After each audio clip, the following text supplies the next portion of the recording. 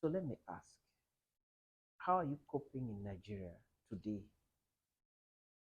Wherever you're watching me from, are you watching me from the Federal Capital Territory?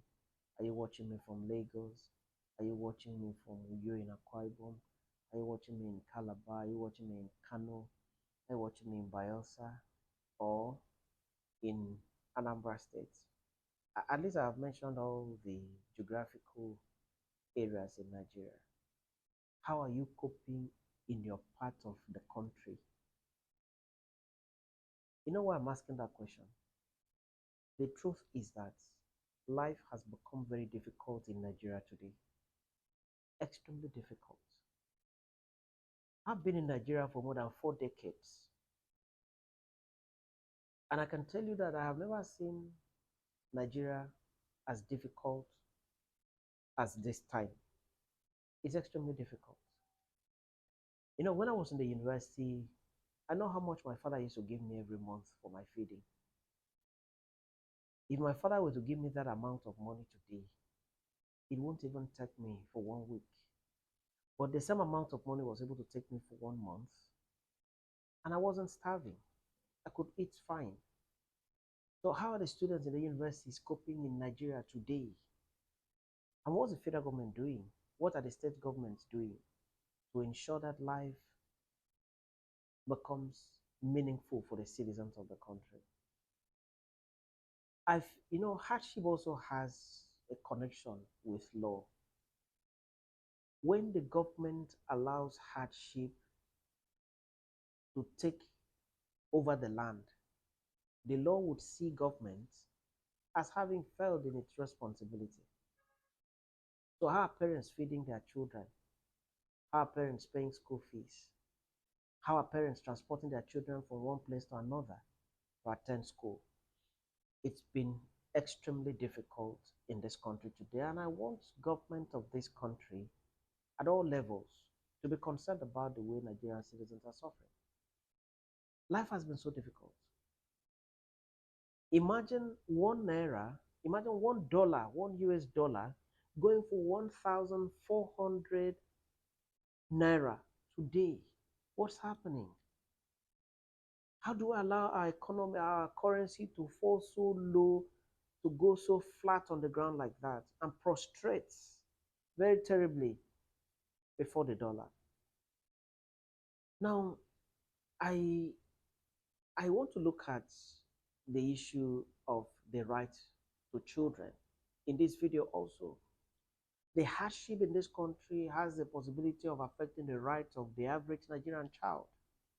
The right to quality education is obviously going to be affected because of the hardship.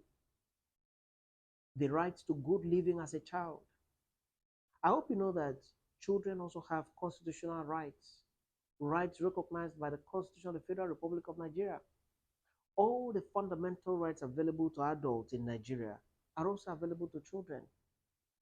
But I see the economy of Nigeria today affecting children, affecting the rights of children negatively. Because most of them cannot have quality education.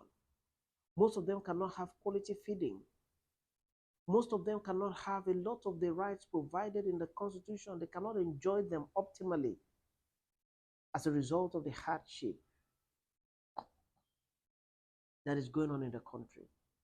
If the hardship is hitting adults very seriously, then it has effect on the children.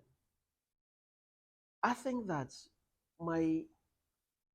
the leaders of this country should be concerned about what's going on. What's going on is not good. Except we are playing the ostrich, except maybe we just want to sound fine and then just play the ostrich. But if we are telling ourselves the truth, what the Christians will say gospel truth, then all is not well with the way things are going in this country today. What's the price of petrol? What's the price of commodities in the market? And note that what is in the market is not yet affected by the new price of the dollar against Naira.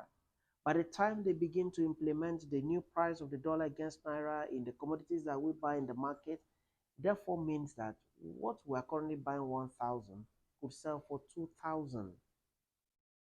Where are we going?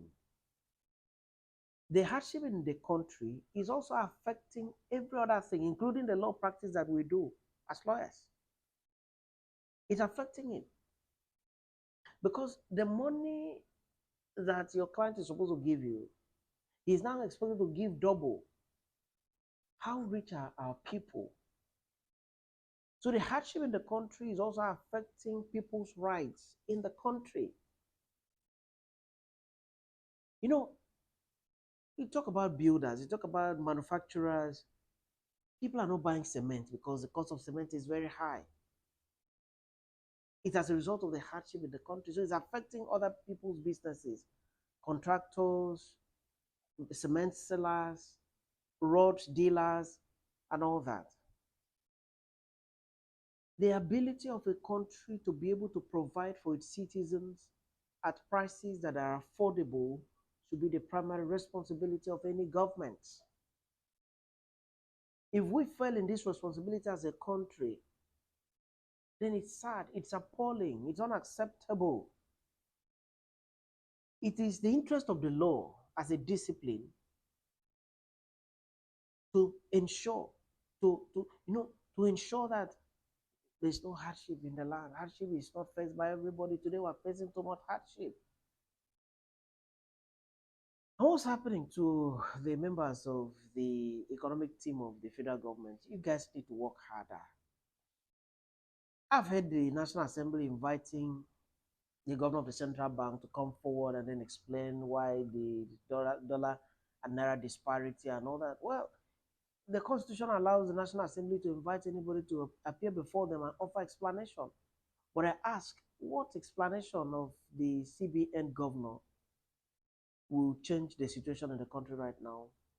I don't even think that it is for the Senate to call the CBN governor on this. I rather think it is for the CBN governor to sit with his economic team and then look at where they have not gotten it right and then fix it. The high cost of living is also affecting litigation because transportation from your office to the court, it is borne by the clients. The same clients that do not have so much, they now have to pay extra for transportation to the court. They now have to pay extra for cases to be filed for them to claim their rights. So the federal government of Nigeria, the state governors, and every stakeholder in Nigeria, there's a serious responsibility for all of you. You need to work harder to alleviate the sufferings of the Nigerian citizens today. The citizens of the country are suffering too much. When you go down to the neighborhood, to the villages, you see real suffering in this country. I think that Nigeria needs to be governed better than this. I'm just making points. I'm just looking at a lot of situation in the country, a lot of issues. This is not a poor country. This is a rich country, and this country should be run better than this. You know what? When the white guys came here, mosquito was killing them in thousands, in hundreds, in droves. But you know what? They refused to stay back from Africa. Why? Because they long saw Africa as a very rich continent. Africa has all the resources you need to progress in this life. But how come? Why is the irony that, 63 years since Nigeria's independence, we do not have the basic things that we should have? I think it is an unfortunate irony, and there is need to rejig and reset our priorities to ensure that Nigeria is a country where citizens are not facing too much hardship, where citizens can seek their rights without having to pay too much. As of today, citizens of this country are paying so much to seek their rights in courts. They're paying so much. I know you say, well, who is sending them to court? No, something has not happened to you yet. I pray nothing happens to you. There are instances where your right is deliberately trampled upon by someone. You cannot keep quiet. You need to challenge it. And I'm saying that to challenge the matter in court today is very expensive for the citizen of the country. And this is like a denial of a fundamental right available to the citizens. Right to present your matter before the court. Hardship in Nigeria is also affecting everything. The right of children, those rights have been affected by the level of hardship in this country. Most children are not enjoying most of the things that we enjoyed when we were growing up, except you have parents that are living above board. This is a society where everybody is not living above board. So life should be bearable, life should be affordable to everybody. And children should be able to have good living, irrespective of how their parents are in the societal role. Hardship in the country is also affecting women, affecting children, affecting the elderly, and it's trampling on the rights of those people because they cannot claim those rights. They cannot afford to claim their rights because of hardship in the country. So the economic situation of a country also has ripple effects on every other aspect of life. Litigation is allowed. Going to court to seek your right is allowed even in America. In Nigeria, it's becoming almost unaffordable for the average citizen. Cost of transportation is very high. Everything in the country now is very high. Everybody, I mean, children have the right, people have the right to go to school anywhere they want to go to, even abroad.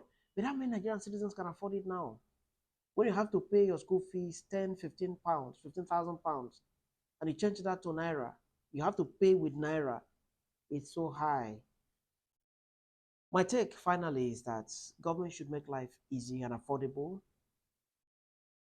Making life easy and affordable for the citizens of the country is one of the primary responsibilities of government. If you don't do that, you have not done well in your administration. And posterity is counting things for you and knows very well that government is not forever, it's just for a short period of time.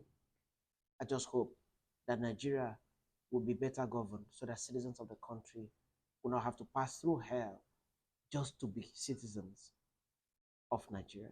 Many thanks for always watching. Remember to share this channel with your friends and loved ones so that together we can continue to grow this platform and have a community where we sit together to discuss issues of law and issues of society. We blend the two together or we discuss them one after the other.